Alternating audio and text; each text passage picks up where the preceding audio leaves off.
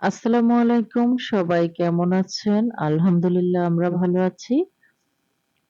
তো সকাল, সকাল ছাদে গিয়ে আমার মুরগির ফার্ম থেকে একটা দেশি মুরগি জবাই করে এখন আমি কেটে-কুটে ধুয়ে নিলাম। তো এই মুরগিটা ছিল একদম ডিম পাতি একটা মুরগি। একবার ডিম দিয়েছে আবার ডিম দেওয়ার মতো হয়ে গেছে। আজকে এই মুরগিটার একদম দেশি স্টাইলে রান্না করব।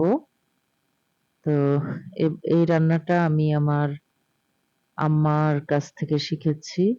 আম্মা দেখতাম যে এভাবেই দেশি মুরগি রান্না করত। তো এখন পরিমাণ মতো তেল দিয়ে দিলাম।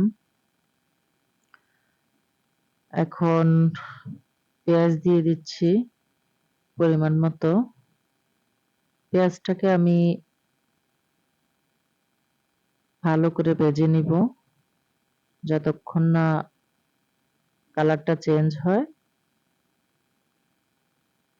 তো পেঁয়াজটার কালার চেঞ্জ হয়ে গেছে। এখন আমি আদা বাটা আর জিরা বাটাটা একসাথেই আমি পাটায় বেটে নিয়েছি। তো আমি যখন দেশি মুরগি রান্না করি তখন একটু জিরা আমি পাটায় বেটে নেই। তো এখন আমি আস্তে, আস্তে সব মসলা দিয়ে দিচ্ছি। এখন দিচ্ছি রসুন বাটা। এখানে আমি ৩ চা চামচের মতো রসুন বাটা দিয়ে দিলাম। নাড়াচাড়া দিয়ে এখন আমি এলাচ, দারচিনি, তেজপাতাও দিয়ে দিব।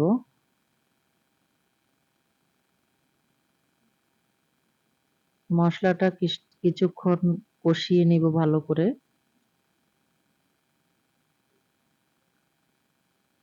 তো এখন আমি মুরগির উপরে হলুদ আর শুকনা মরিচের গুঁড়া দিয়েছি। মসলাটা কষানো হয়ে গেলেই আমি মাংসটা ঢেলে দিয়ে দিব।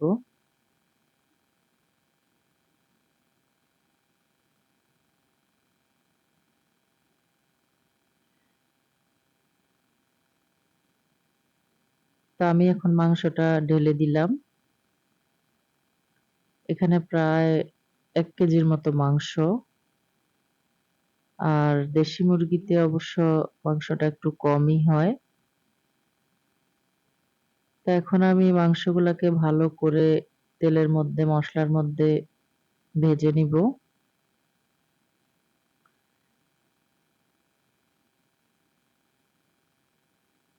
তো মাঝে, মাঝে ছাদের এই দেশি মুরগিগুলা জবাই করে আমরা খাই। খুবই মজা লাগে। তো আমি লবণ দিয়ে দিলাম পরিমাণ মতো।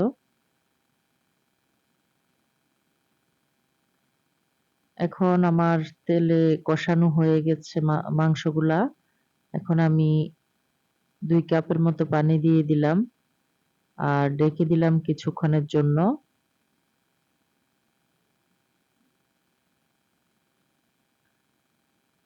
তো কিছুক্ষণ পর আমি ঢাকনাটা খুলে দেখতেছিলাম যে ঝোলটা শুকিয়ে আবার পোড়া লাগতেছে কিনা।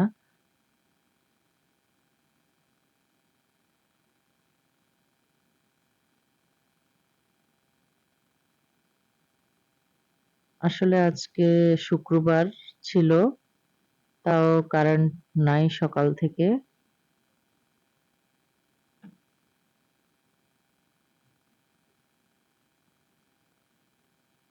তো এভাবে আমি বারবার ঢাকনা তুলে, তুলে দেখছিলাম কিছুক্ষণ পর। আসলে দেশি মুরগিটা প্রচুর শক্ত থাকে। আর যেহেতু এটা ডিম পেড়েছে ২ বার, সেজন্য মুরগিটা একটু শক্ত। তো আমি এখানে ছোট মিডিয়াম সাইজের ২ টা আলু দিয়েছি ছোট, ছোট করে কেটে। আমার বাচ্চাদের আবার মাংসের সাথে আলু খুবই পছন্দ। তো আমি আলুটা দিয়ে আমি আবার পরিমাণ মতো ঝোল দিয়ে দিচ্ছি। এখন একেবারেই ঢেকে দিব বলক তোলা পর্যন্ত। তো এখন প্রায় রান্নাটা শেষ। এতটুকুই ঝোল রেখে দিব।